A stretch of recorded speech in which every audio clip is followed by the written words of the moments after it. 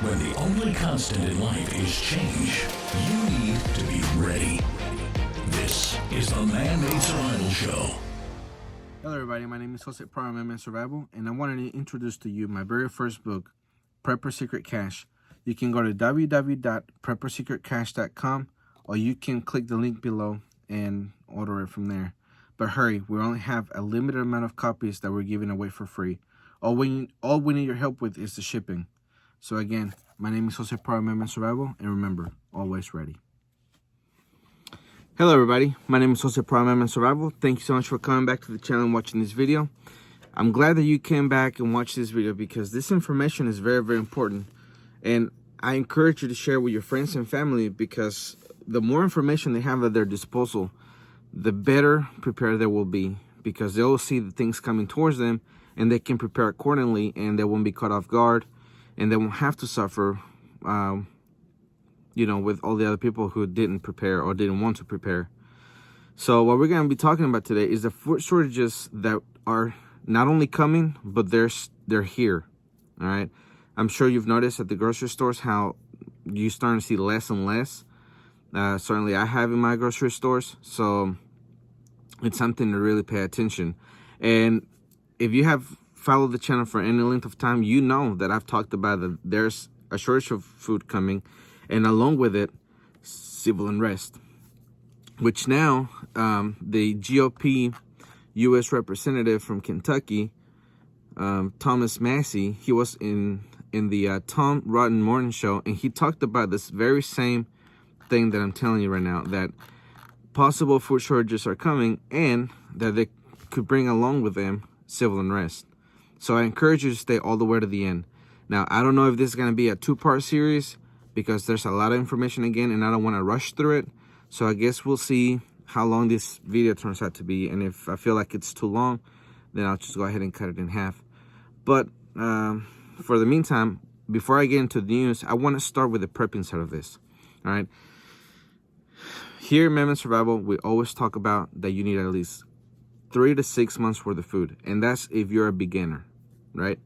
You need at least 3 to 6 months of food. And what kind of food do you need? You need the type of food that you can store for a very long time. For example, flour, rice, beans, other foods like that. For example, rice. If you have it in its original packaging, it'll last you about 5 years. If you put it in a Mylar bag where all the oxygen has been taken out of it, it can last you anywhere between 15 to 30 years. Depending if you have it in the right temperature, range, which usually is anywhere below 75 degrees. For flour, that's another thing. In its original packaging, it can last 2 years. In the Mylar bag, it can last you 5 years. So those are the kind of things that you have to have stored up, and put in those type of bags. That way you can store it, and if you haven't used it, you can use it later, And if you already have, a garden growing, and you have livestock such as chickens, ducks, rabbits, goat, whatever it is that you eat, then you have positioned yourself where you don't have to depend on what's on the grocery store shelves, and you can go ahead and feed your family a nutritious meal, and you don't have to worry about where the next meal is coming from, especially if you have a lot of kids in your house. So this whole idea of storing up food is not hoarding. It's the most important thing you can ever do. The second thing is water. And a lot of people take for granted that they have water readily available as soon as they turn on the tap. Or if they go to the refrigerator, if they have one of those refrigerators that you have the thing through the door, that dispenses water through the door, then people just take it for granted. If those things ever stop, nature says you only have 3 days before you die of thirst. 3 days. So it's important to be able to take care of that. The third thing is that you need to be able to protect all of that. So if you have a gun, in your house that you just have it stored up and you haven't practiced with it for a very long time, or you never really have, it's just there, you bought it one day. Well, now is the time for you to take it out, oil it up, and start practicing if you're able to. And the fourth thing that we talk about is that you need to have some type of first aid knowledge, because if you ever come in a situation where you did have to defend your property or your family or your preps, and somebody in your family gets injured, then you would be able to assist them in those things without having to rely on the ambulance or the doctors being available, and we know that they're turning people away at the hospitals right now. So anyways, that is something that I want to talk about first, because that's the most important thing.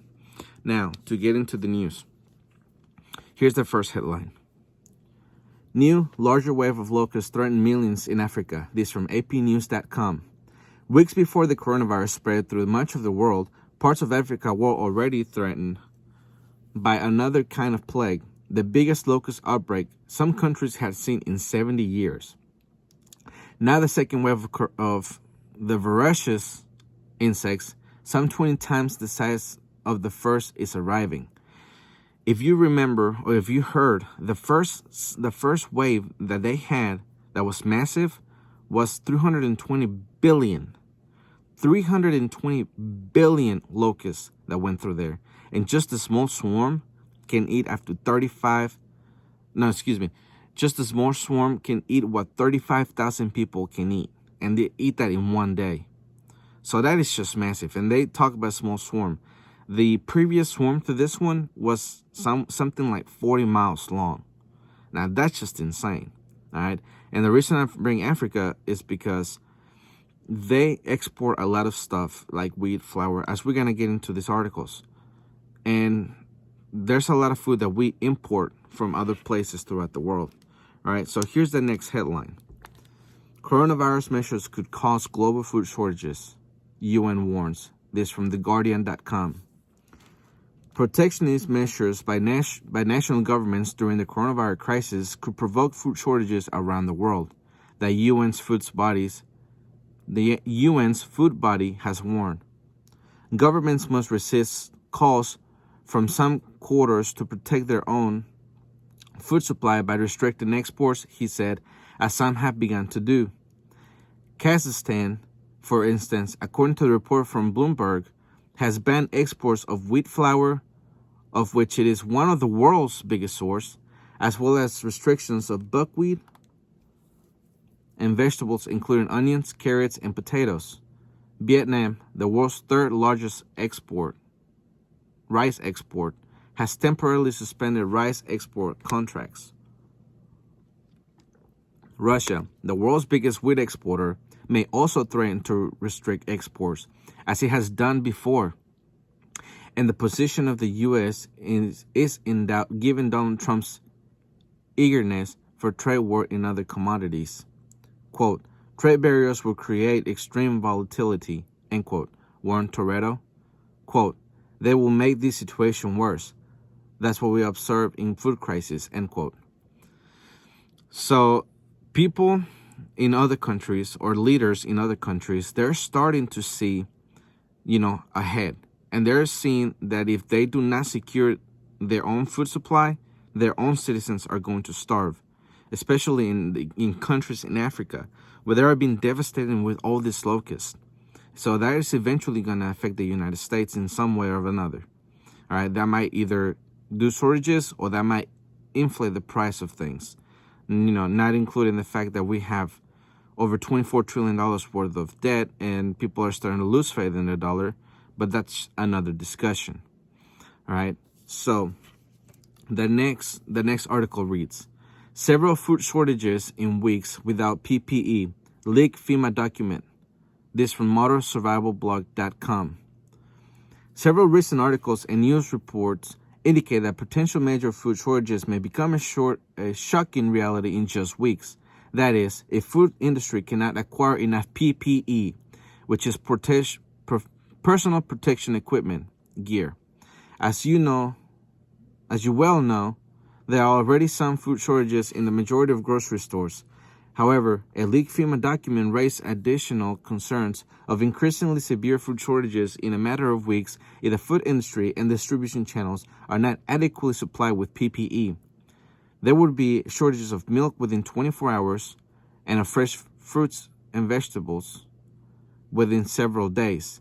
The document estimates that meat, poultry, seafood, and processed eggs would become scarce within a period of 2 to 4 weeks, while dry goods and processed foods inventories, that is, non-perishable, that are pantry staples, could become scarce as soon as 4 weeks after the face masks and gloves run out of across the food supply chain.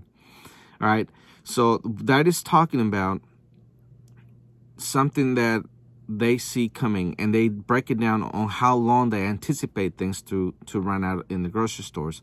But something that I suspect that they did not anticipate is if the information got out, how much more people, will become scared and they would go out there and buy those things, which would just accelerate the food shortages. All right, as we're gonna see here in the next headline, how many meat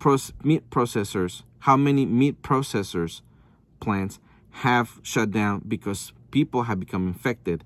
So essentially, what the FEMA document said is that if they didn't have personal protective equipment, these places would shut down because simply put, the people will become sick and they will be forced to shut down, which is the next headline.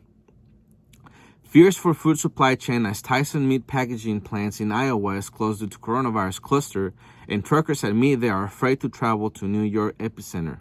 This is from the Daily Mail. So I am gonna finish the video with this headline because the video did go out longer than I expected to, which is good because that means that I have a lot of information that is really, really important that you need to watch. So I encourage you to watch the next video and get the rest of this information because it also includes the interview that the Representative Thomas Massie had given to Tom Rotten. So again, thank you so much for coming back to the channel. My name is Jose Prado, always ready. Hello everybody, my name is Jose Prado, MMA Survival, and I wanted to introduce to you my very first book, Preppers Secrete Cache. You can go to www.preppersecretcache.com or you can click the link below and order it from there. But hurry, we only have a limited amount of copies that we're giving away for free. All we need your help with is the shipping. So again, my name is Jose Prado, MMA Survival, and remember, always ready.